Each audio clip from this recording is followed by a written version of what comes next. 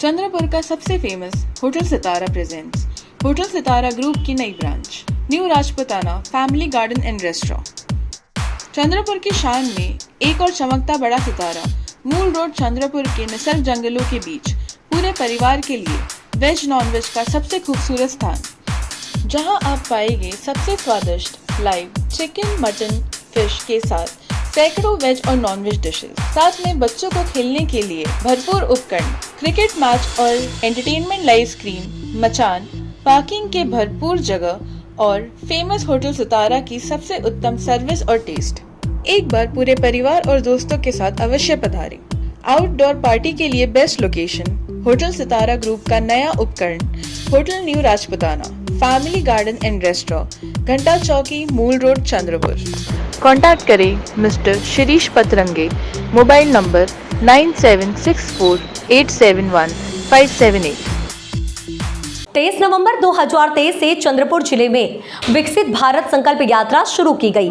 इस यात्रा के माध्यम से जिले की 825 ग्राम पंचायतों में जन जागरूकता पैदा की जाएगी। केंद्र सरकार के शिक्षा विभाग के संयुक्त सचिव और चंद्रपुर जिले के नोडल अधिकारी आनंद पाटिल ने सुझाव दिया कि जिन लाभार्थियों को अब तक सरकारी योजनाओं का लाभ नहीं मिला, उन तक लाभ पहुंचाने के लिए हर प्रणाली को गंभीरता से काम करना चाहिए। इससे पहले भारत संकल्प यात्रा के दौरान उन्होंने 3 गांवों का दौरा किया और ग्रामीणों से बातचीत की। वे जिलाधिकारी कार्यालय में आयोजित समीक्षा बैठक में बोल रहे थे।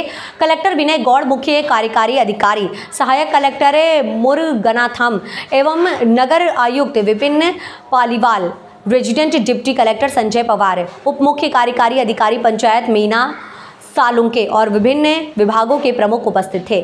संयुक्त सचिव आनंद पाटिल ने कहा कि विभिन्न विभागों को इस यात्रा के माध्यम से स्वयं लाभार्थियों तक पहुंचाना जरूरी है। लाभार्थियों के आपके आसपास आने का इंतजार ना करें। इस यात्रा का चित्र रथ जिले में जिन जिन स्थानों से गुजरेगा, संबंधित वरिष्ठ अधिकारी वहां का भ्रमण करें। प्रत्येक ग्राम पंचायत स्तर पर योजना के कम से कम 3 लाभार्थियों का साक्षात्कार लिया जाए। इसे केंद्र और राज्य सरकार की विभिन्न योजनाओं को शामिल किया जाए और यात्रा के दौरान योजना के वीडियो क्लिप करके दिखाए जाए। यात्रा शुरू होने से पहले जिले में कितने लाभार्थी थे और पहल के बाद कितने लाभार्थियों को लाभान्वित किया गया, इसका डेटा अभी से जुटा लें। विकसित भारत संकल्प यात्रा हा अतिशय महत्त्वाचा प्रोजेक्ट योजना भारत सरकारकडून राबवली जाते। याच्यामध्ये ग्रामीण भागामध्ये 17 स्कीम्स आणि शहरी भागामध्ये 17 स्कीम्सची योजना कशा इम्प्लिमेंट होत आहेत त्याबद्दल माहिती दिलेली जात आहे। Reaching out to the beneficiary म्हणजे ज्या लोकांना याचे बेनिफिट मिळाले नाहीत त्या लाभार्थीपर्यंत पोहोचण्याचा हा मोठा प्रयत्न आहे। आणि ही स्कीममध्ये कोण लाभार्थी होऊ शकतं, त्याच्यामध्ये इलिजिबिलिटी क्रायटेरियाज काय आहेत, वेगवेगळ्या स्कीमचे कसे लाभ लोकांना मिळतील यासंबंधी एकत्रित माहिती देण्याचा प्रयत्न केलेला आहे। भारत सरकारतर्फे प्रत्येक जिल्ह्यामध्ये 7 ते 10 व्हॅन पाठवण्यात आलेले आहेत।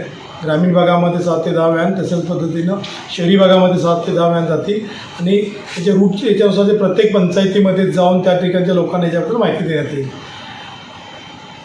अरे कसला गोंधळ चालू आहे तिकडे? अहो आई, कसला म्हणजे काय? दिवाळी येत आहे ना, कपड्याची खरेदी, पुन्हा काय? बरोबर आहे त्यांचं, कपड्यांची खरेदी करायचीच आणि तेही सर्वांसाठी।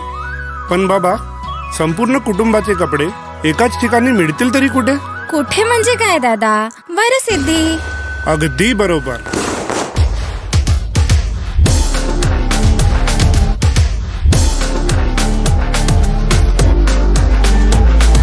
पारिवारिक कपड्यांच्या खरेदीचं एकमेव दालन म्हणजे Shri Varsiddhi. Varsiddhi shopping mall, Kasturba road, Chandrapur. Chandrapur के पालक मंत्री सुधीर मुनगंटीवार द्वारा आयोजित सार्वजनिक गणेशोत्सव मंडल प्रतियोगिता 2023 का पुरस्कार वितरण गांधी चौक चंद्रपुर में आयोजित किया गया, जिसमें कई मंडलों ने प्रतियोगिता में भाग लिया। दत्तनगर नागपुर रोड चंद्रपुर के श्री नवयुवक बाल गणेश मंडल ने प्रथम स्थान प्राप्त किया। इन मंडलों ने इस वर्ष थर्माकोल और प्लास्टिक मुक्त पर्यावरण पूरक गणेश उत्सव मनाया, जिसके माध्यम से मंडलों द्वारा सौर ऊर्जा, वर्षा जल संचयन, अंधविश्वास उन्मूलन, कपड़े के थैले का उपयोग, जैविक खेती खेती, मेरी माटी मेरा देश, घरेलू परिदृश्य सहित विभिन्न विषयों को प्रस्तुत किया गया। साथ ही प्लास्टिक से होने वाले प्रदूषण, मृत्यु जैसे विभिन्न विषयों के अलावा 350वें शिवाजी महाराज शिवराज अभिषेक समारोह के अवसर पर राजगढ़ के आकर्षक कलात्मक कृति प्रस्तुत करने के बाद इस वर्ष इन मंडलों ने प्रतियोगिता में प्रथम स्थान प्राप्त किया। चारों ओर से लोगों ने बधाई दी। पिछले 4 वर्षों से नंबर 1 की अपनी परंपरा को बनाए रखा। दिवाली महोत्सव मेला प्रस्तुत आज तक का चंद्रपुर का सबसे बड़ा मेला फन वर्ल्ड डिज्नीलैंड मेला, जहां पाएंगे बच्चे और बड़ों के लिए मनोरंजन का भरपूर इंतजाम, जॉइंट व्हील, ब्रेक डांस, टोरा और भी बाकी जबरदस्त झूले और खेल, खरीदी के लिए कपड़े, घरेलू सामान, सौंदर्य प्रोडक्ट, खिलौने और खाने की वस्तुओं का भंडार और भी बहुत कुछ। रोज शाम 4 बजे से 10 बजे तक। स्थान Chanda club ground, Nagpur road, Chandrapur. तो आज ही अपने संपूर्ण परिवार के साथ आकर आनंद उठाए फन वर्ल्ड डिज्नीलैंड मेला। नागपुर में 28 नवंबर 2023 को विधानमंडल शीतकालीन विधान परिषद की उपाध्यक्ष डॉक्टर नीलम गोरे ने आज निर्देश दिए कि सत्र की तैयारी पूरी कर ली गई है, सावधानी बरते। विधान भवन के सभागार में आज विधायी व्यवस्था की समीक्षा बैठक आयोजित की गई है। आपको बता दें कि विधानसभा मुंबई से ऑडियो विजुअल के माध्यम से अध्यक्ष डॉक्टर राहुल नावेकर उपस्थित रहे। उन्होंने पिछले वर्ष आई कुछ समस्याओं का जिक्र किया और इस वर्ष बिजली आपूर्ति, सुरक्षा, प्रवेश प्रक्रिया, के प्रवेश पर विशेष ध्यान देने का सुझाव दिया।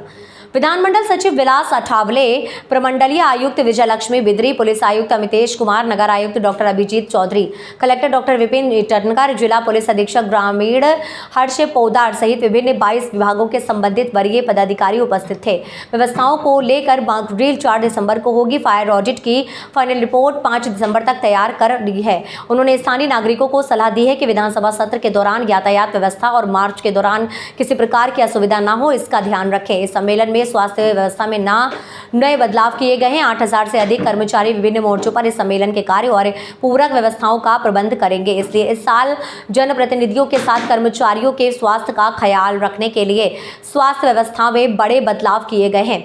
आपको बता दें कि इसके तहत पुलिस समेत सभी कर्मचारियों के स्वास्थ्य जांच के लिए सभी सुविधाएं उपलब्ध कराई गई हैं। विधानमंडल का कामकाज 1921 से शुरू हुआ है और ये शताब्दी लंबी प्रक्रिया है। इसे उचित ठहराने के लिए इस वर्ष विशेष गतिविधि क्रियान्वित की जाएगी। विधान भवन की सुरक्षा कड़ी रखने के लिए इस वर्ष प्रतिदिन केवल 12 घंटे ही प्रवेश की अनुमति होगी। मीडिया प्रतिनिधियों की बढ़ती संख्या को देखते हुए इस वर्ष भी सदन की कार्यवाही को लाइन देखने की व्यवस्था की जाएगी। इसके लिए अलग से मंडप बनाया जाएगा। बिना पास के किसी के को भी विधान भवन परिसर में प्रवेश की अनुमति नहीं दी जाएगी। तोच प्रश्न एक होता, तो सुटला आहे बऱ्यापैकी, पण आता बरेचसे जे प्रश्न प्रलंबित आहेत, अवकाळी पावसामुळे नुकसान जे झालेलं आहे त्याच्याबद्दल माननीय मुख्यमंत्र्यांनी आणि उपमुख्यमंत्र्यांनी जाहीर केलेलंच आहे की प्रत्येक ठिकाणी नुकसान भरपाई देण्याच्या संदर्भात पावलं उचललेली आहेत। बाकी लॉ अँड ऑर्डरचे काही ठिकाणी प्रश्न आहेत। आता भंडाऱ्याच्या बद्दलचं मी नुकतीच आज IG आणखीन SP भंडाऱ्याचे त्यांची मीटिंग घेतली। आधीची सुद्धा जी बलात्काराची केस झाली होती ती चार्जशीटपर्यंत पोचलेली आहे, त्याच्यात साधारण कन्व्हिक्शन होईल असं वाटतंय। बाकीचे सुद्धा काही जे मुद्दे प्रत्येक जिल्ह्यांमधले अकोला किंवा याचे घेत आहेत त्याचा आम्ही पाठपुरावा करतोय। काय प्रवीण ना, तर मुद्दा असा आहे प्रवीणजी की आम्ही काय एक अधिवेशन आहे म्हणजे फक्त अधिवेशनात येऊन विदर्भाचं काम करायचं असं नाही आहे। आम्ही स्वतः माझं तुम्हाला तर माहिती आहे आणि बाकी बरेचसे आमदार हे विधिमंडळाच्या मध्ये कुठल्याही अधिवेशनामध्ये सर्वांचेच विषय घेणं अपेक्षित आहे आणि त्यातून विदर्भात अधिवेशन होत असताना त्याची जाणीव मला असं वाटतं की सरकार याच्यात योग्य ते पावलं उचलेल। नाही, एक प्रश्न असा आहे, माओवादापासून सगळे प्रश्न जे आहेत हे प्रश्न काही म्हणजे तुम्ही पण जाणतात, माओवाद्यांनी हत्या केली 3 जणांची, खूप सारे गडचिरोली विषय, भात उत्पादक शेतकऱ्यांचे वेगळे विषय आहे, आमच्याकडच्या शेतकऱ्यांचे प्रश्न वेगळे आहेत। तर म्हणजे एकपक्षीय म्हणून नाही, सर्वपक्षीय एकत्र येऊन तुम्ही हे अधिवेशन फ्रुटफुल व्हावं यासाठी काही तुम्ही पुढाकार घ्यावा अशी आमची अपेक्षा आहे। की मी आपल्याला माहिती सांगू इच्छिते की मी पीठासीन अधिकारी म्हणून माझ्याकडे भरपूर फाईल्स येतात की ज्याच्यामध्ये आमदारांनी दिलेले प्रश्न असतात आणि लक्षवेधी तर प्रत्येक आमच्या परिषदेत जी येते ती मला असं कल्पना असतेच। खूप चांगले मुद्दे आमदार घेतात असं माझं निरीक्षण आहे। मग सभेतले असो किंवा परिषदेतले असो आणि सरकारसुद्धा त्याला समाधानकारक उत्तर देण्याचा प्रयत्न करत असतं। याच्यामध्ये आत्ताचे जे प्रश्न मला आलेले दिसत आहेत ते खूप सर्वसमावेशक आणि ज्याच्यावरती चर्चा आहे. दुसरं मला सांगायला हरकत नाही की काही प्रश्नांवरती वस्तुस्थिती मागवलेली आहे, तर तिथे मी उलट सांगितलेलं आहे की वस्तुस्थितीला उत्तर आलं तर उत्तम, नाही आलं तरी आपण ते प्रश्न स्वीकृत करावे. म्हणजे अधिकाधिक प्रश्न किंवा लक्षवेधी घेतल्या जाऊन त्याच्यावर चर्चा व्हावी आणि निर्णायक उत्तरं मिळावी, हाच आपला हेतू आहे. आणि या दृष्टिकोनातूनच सगळी आयुधांची आमच्याकडची तयारी बघाल तुम्ही तर रोज प्रत्येक कुठल्या ना कुठल्या आयुधाच्या बद्दलची सगळी तयारी आणि त्याची अगदी चोख पद्धतीने त्याला न्याय देण्यासाठी प्रयत्न आमचा चाललेला आहे. म्हणजे याच्यामध्ये विदर्भाचे प्रश्न सुटत नाही, ते प्रलंबितच असतात आणि हे दर हिवाळी अधिवेशनाला होते. यावेळेस विदर्भाचे प्रश्न जास्तीत जास्त सुटतील असा तुमचा हेतू राहील का? मला एक साधं वाटतं की पहिल्या दिवशी जो प्रश्न तुमच्या मनात असतो पत्रकारांच्या, त्याच्यामध्ये तुम्ही आणि आम्ही मिळून, मी आता तुम्ही किंवा आम्ही असं बोलत नाही, की हे बाबा 25 प्रश्न प्रायोरिटीचे आहेत आणि त्याच्यावर रोज जर का थोडं वातावरण झालं. आता काही वृत्तपत्र मला माहिती आहेत की जी एक पान एकेका जिल्ह्याबद्दलचं छापतात.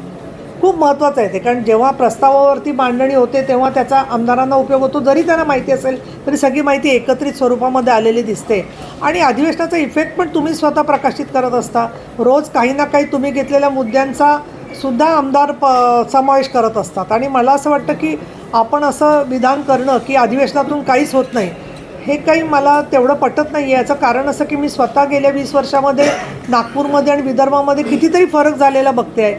मग त्याच्यात समृद्धी महामार्ग असेल, श्रेय याचं का त्याचा हा प्रश्न नाही आहे. आरोग्य व्यवस्थांच्या संदर्भात असेल, त्याच्यानंतर बाकी आरोग्य व्यवस्थांच्या संदर्भात, कॅन्सर हॉस्पिटलच्याबद्दल, अनेक विद्यापीठांच्या संदर्भामध्ये मला महाराष्ट्रात मी कुठेही जाते या परदेशात तर मला विदर्भातले विद्यार्थी विद्यार्थिनी प्राध्यापक शेकडोंच्या हजारोंच्या संख्येने भेटत आहेत. तरुण मिळालेले जे आहेत ते प्रश्न सगळे सुटले असं नाही आहेत, पण सगळंच नकारात्मक घडले असं मला अजिबात वाटत नाही आहे. उलटपक्षी मला असं वाटतं की काही प्रमाणामध्ये काही क्षेत्रांमध्ये आपली नक्की प्रगती होती आहे आणि तंत्रज्ञानामुळे सुद्धा आपण अधिक प्रभावी होतो आहे असं माझं मत आहे. 8 तारखेला मराठा समाजाच्या प्रश्न. अरे कसला गोंधळ चालू आहे तिकडे? अहो आई, कसला म्हणजे काय, दिवाळी येत आहे ना, कपड्याची खरेदी पुन्हा काय. बरोबर आहे त्यांचं.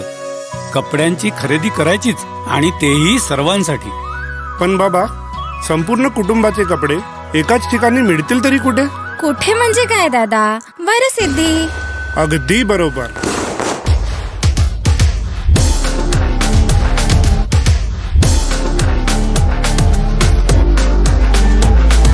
पारिवारिक कपड्यांच्या खरेदीचं एकमेव दालन म्हणजे Shri Varsiddhi. Varsiddhi shopping mall, Kasturba road, Chandrapur.